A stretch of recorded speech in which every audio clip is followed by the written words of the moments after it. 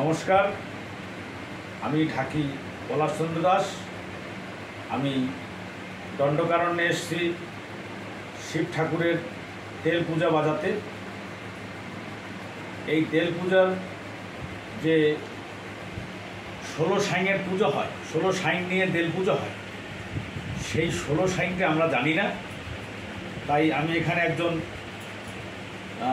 বয়োজ্যেষ্ঠ বালাকে পেয়েছি। তিনি বয়সের ভারে এখন আর বালাগিরি করেন না, কিন্তু পূজায় বিশেষ ভূমিকা আছে তাহার। যার জন্য আমি তানাকে পেয়ে তার কাছে একটা এই 16 সাইন সম্বন্ধে জানতে চেয়েছি। তিনি আমাকে 16 সাইন কে কী সেইগুলো আমাকে বর্ণনা দিয়ে শোনাচ্ছেন। আপনারা শুনুন, আশা করি আপনাদেরও ভালো লাগবে। নমস্কার। যেজন দেউল করে প্রথম সাং তাহার পরে, এই হলো প্রথম সাং। আচ্ছা। দ্বিতীয় স্থাপিত পুরোহিত,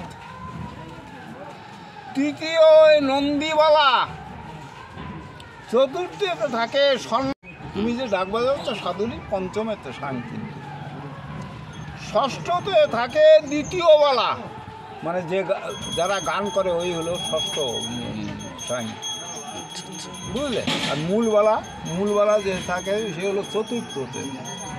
আচ্ছা, সপ্তমেতে ধুনুচি আর ক্ষীরপাত্র, ওই যে ক্ষীরপাত্র হাড়ি নিয়ে ছিটে না, ওটাও কিন্তু সাং আমার। আচ্ছা আচ্ছা আচ্ছা, অষ্টমেতে সাং হয় শ্রীফল পত্র, প্রত্যেক দিন বাবার মাথায় দেওয়া হয় বেলপাতা, ওটা হলো অষ্টম সাং। নবমেতে সাং হন গাম্ভীর সন্ন্যাস যে থাকে আমার দেরে, সেই হবে নবম সাইন। দশমেতে নীল পূজা হয়, নীল সন্ন্যাস একজন ছেলে থাকে।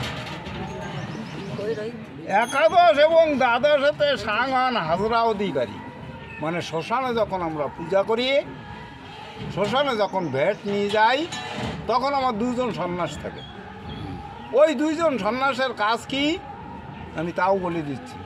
2 জন সন্ন্যাসকে পাঠাবো শ্মশানে কাঠ আনতে। ওরা শ্মশানের অদূরে কিছু দূর থাকাকালীন সমস্ত বস্ত্র খুলে ফেলতিবে, ওদের মাজা তাগি পর্যন্ত সিঁড়ি ফেলতিবে। সিঁড়ি ফেলে ওইখান থেকে শ্মশানের কাঠ নিতে হবে। ওই কাঠ নেওয়ার পরেতে ওদের মুখ বেঁধে দেবো। ওদের মুখ বন্ধ আসে, ওরা কাপড় চোপড় পরবে, ওই কাঠ নিয়ে আমার মণ্ডপ ঘরের পাশে আসবে।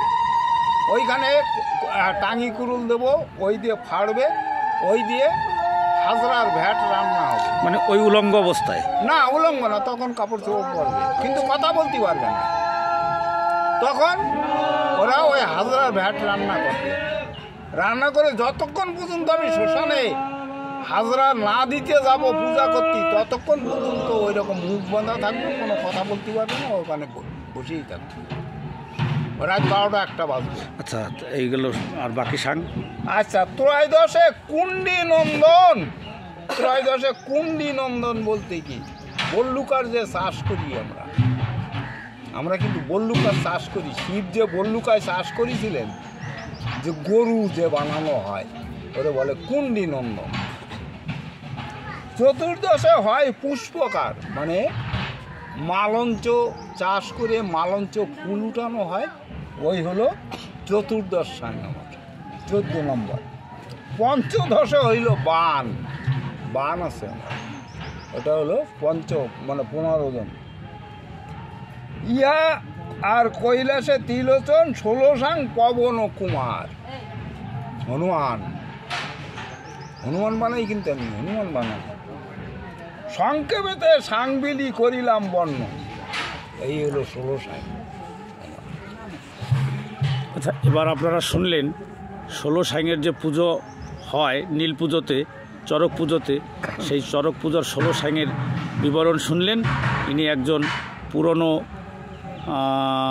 পূজারী বালা। ইনি এখন এনার জীবন অন্তিম পথে প্রায় চলছেন, তাই এনার মুখে শুনে খুব ভালো লাগলো, আনন্দ লাগলো। আশা করি আপনাদেরও ভালো লাগবে। নমস্কার।